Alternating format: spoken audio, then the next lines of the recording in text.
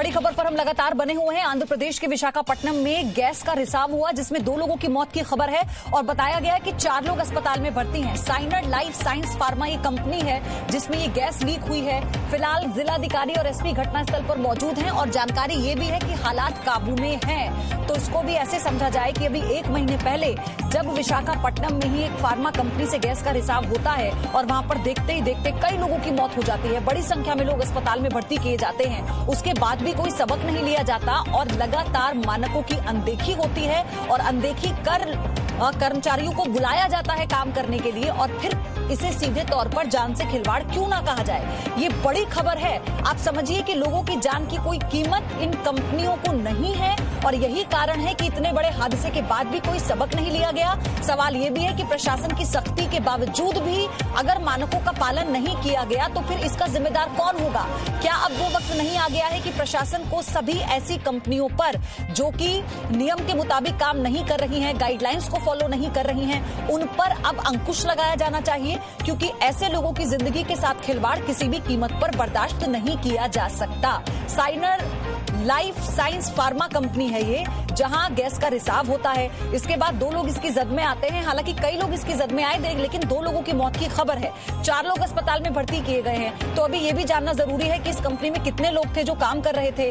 तो प्रसाद मेरे साथ जुड़ चुके हैं। प्रसाद, अभी पूरी जानकारी आप साझा कीजिए। क्या हम ये कह दें कि हर चीज अंडर कंट्रोल है वहां पर इस वक्त और लोगों को नुकसान नहीं हुआ है? मौत जिन लोगों की हुई है वो 2 लोग हैं और 4 लोग अस्पताल में भर्ती हैं। बिल्कुल, ये जो हमने जानकारी कुछ देर पहले दी है वही जानकारी अभी भी बरकरार है कि 2 लोगों की मौत हुई है। वहां का इंचार्ज और एक कर्मी, जो रिएक्टर का एरिया है ये साइनर लाइफ साइंसेस का, उसी वहीं तक ये बताया जा रहा है। जो अधिकारी है वो बता रहे हैं कि वहीं तक जो है गैस लीक का जो प्रभाव है वहीं तक सीमित है। और फिलहाल जो है मुख्यमंत्री, आंध्र प्रदेश के मुख्यमंत्री वाईएस जगनमोहन रेड्डी सीधे संपर्क में है वहां के एसपी और कलेक्टर से और पता लगाने की कोशिश कर रहे हैं कि क्या इसका प्रभाव आसपास के एरियाज में जिस प्रकार से एलजी का हुआ था वो तो नहीं है।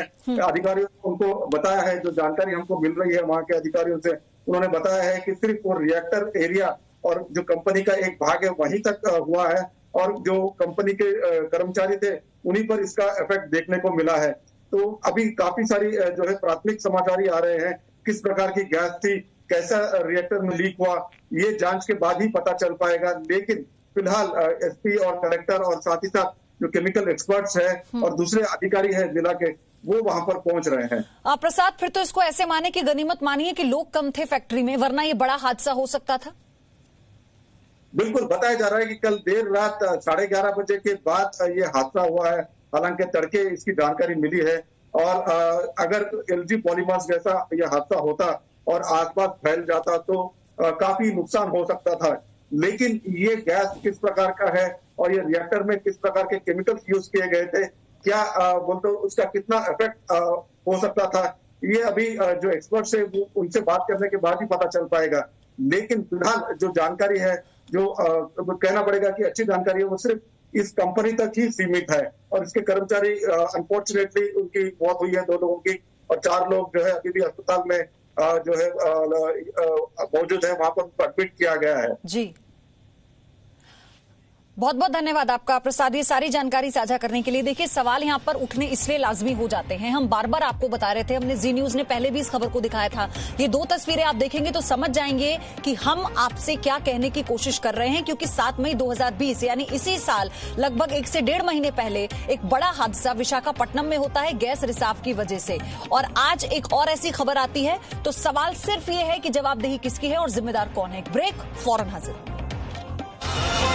Presenting B News app, available on Google Play and App Store. Download it now.